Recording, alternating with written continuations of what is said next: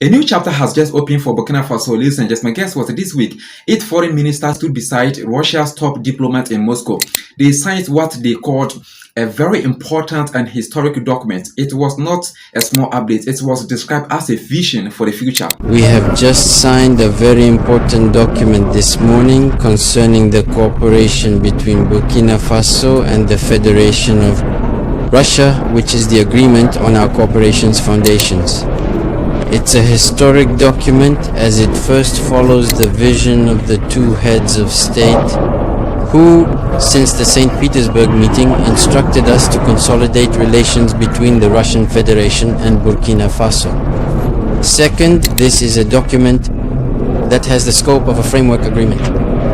You know that between the Russian Federation and Burkina Faso, we previously had a document framing our relations. But this document, let's say, is a bit old.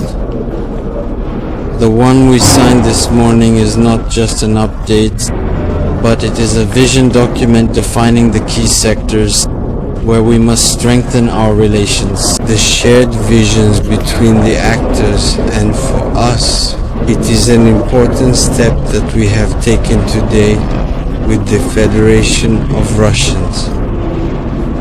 We are delighted with the signing of this document, which occurs after several months of work between the two teams, the Russian and Russophone teams, to agree upon the work areas. Meticulous work was done. Every word contained in this document has been chosen. Every paragraph has been carefully considered so that we can arrive today at a consensual document that we have signed and which now offers the prospect to the two countries to commence a new stage, which is specifically of the formulation of sectoral documents and to launch concrete projects within the framework of our friendship and our cooperation. This agreement or deal is now the center of attention across the continent of Africa. Guess what? But there is one deeper issue behind this moment. It is about the direction. It is about who Burkina Faso chooses to stand with in the years ahead. That question was not answered immediately or instantly. It slowly became what's not clearer. The foreign minister said the document reflects the vision of both what's not heads of state, that is Captain Ibrahim Traore and Vladimir Putin. He said their meeting in St. Petersburg set this path in motion. Since then, both sides have worked to strengthen Western relations. He explained that the text or document defines key Western sectors. This includes cooperation in many Western areas. It is not only about security, it is broader or bigger than that. 3 days before this major signing, ladies and gentlemen, another development actually took place or happened. In Moscow, Burkina Faso's foreign minister and of course Russia's Minister of Higher Education signed two separate agreements. One focused on higher education, the other was focused on science, technology, and of course innovation. Guess what? This agreement, ladies and gentlemen, aim to move Burkina Faso toward practical science-based learning. The foreign minister said this shift or change follows the president's recommendation. The goal is to support or uphold research, innovation, and of course academic exchange. The Russian higher education minister, ladies and gentlemen, said this signing followed 2 years of joint work. He described it as the foundation for stronger academic mobility and of course scientific research. Ladies and gentlemen, guess what? At first glance, this may seem like normal diplomatic steps, but the tone surrounding this visit was actually different.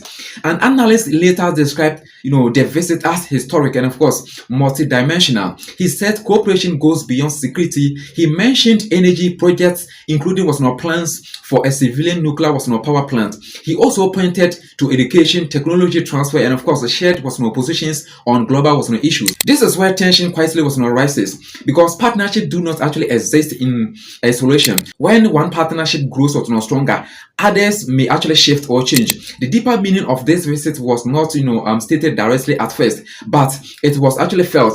Burkina Faso appears to be adjusting its diplomatic direction. Ladies and gentlemen, this is only the beginning of the story. Ladies and gentlemen, if you actually value serious and of course balanced African development like this, take a moment to actually like this particular video, subscribe to our channel or community, and of course turn on notifications. Okay, staying informed helps us all understand the changes shaping our continent. Okay, now guess what? The situation begins to unfold further. The cooperation didn't actually stop at education. The newly signed foundation agreement outlines key sectors for deeper partnership.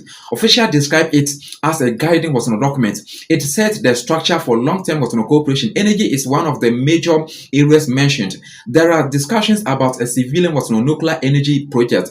This signals long-term planning. Ladies and gentlemen, energy stability remains a major issue for many African states or countries like Burkina Faso, Ghana, etc. But this was only the beginning. Technology transfer is also part, of the framework. This means sharing knowledge and, of course, skills. It supports local development instead of short-term aid. Ladies and gentlemen, education remains central.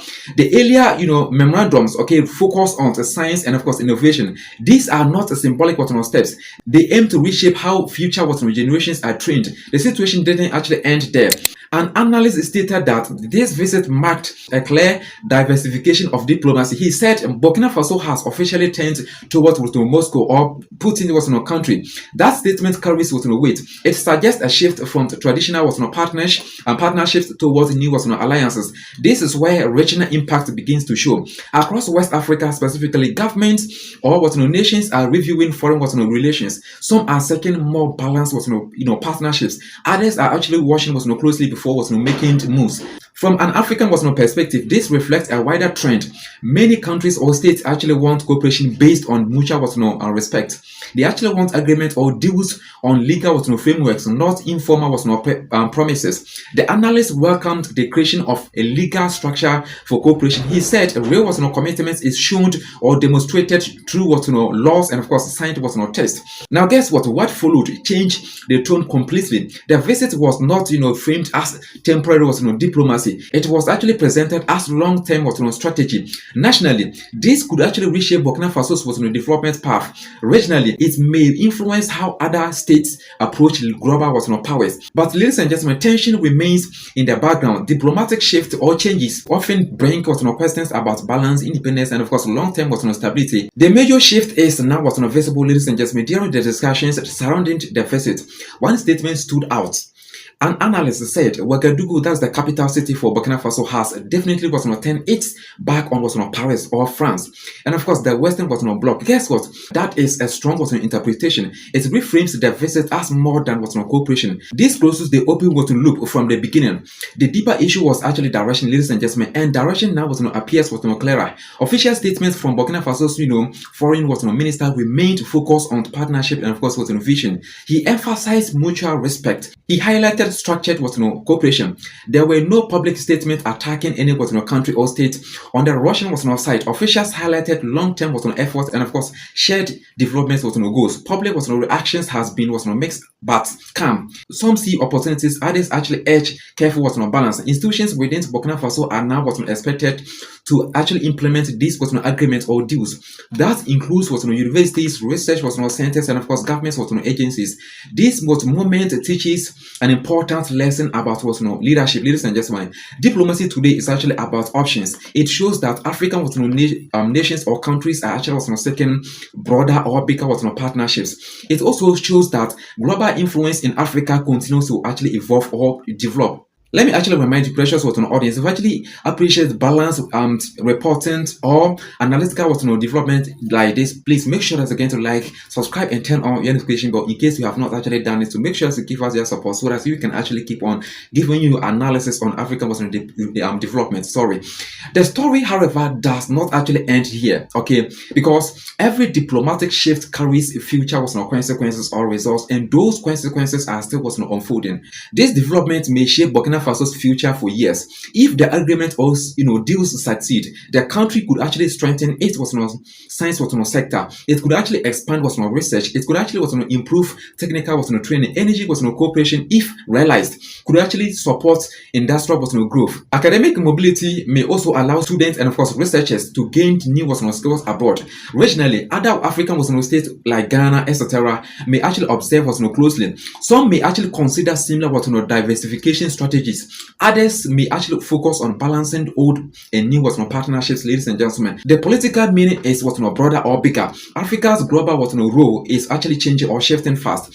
Many states now seek multipolar diplomacy. They aim to work with different partners whilst protecting sovereignty or independence. These moments actually reflect that wider shift, but stability remains essential. Long-term success depends on implementation, transparency, and of course national interest. Agreements alone do not actually guarantee results or consequences. Execution matters. There is also a deeper reflection here, ladies and gentlemen. Guess what? This story is actually not only about one country or state in Africa or over there. They're choosing one partner. It is about Africa shaping its own path in changing world. Responsible leadership requires balance. It requires clear vision. It requires cooperation built on law and of course mutual respect. Thank you so much, ladies and gentlemen, for spending a precious time of yours watching this particular video step by step. Actually, I invite you to actually become part of this particular growing community if you have not yet actually become. Okay, so just subscribe and turn on your notification bell so that we can actually update you and give you analytical development every single day.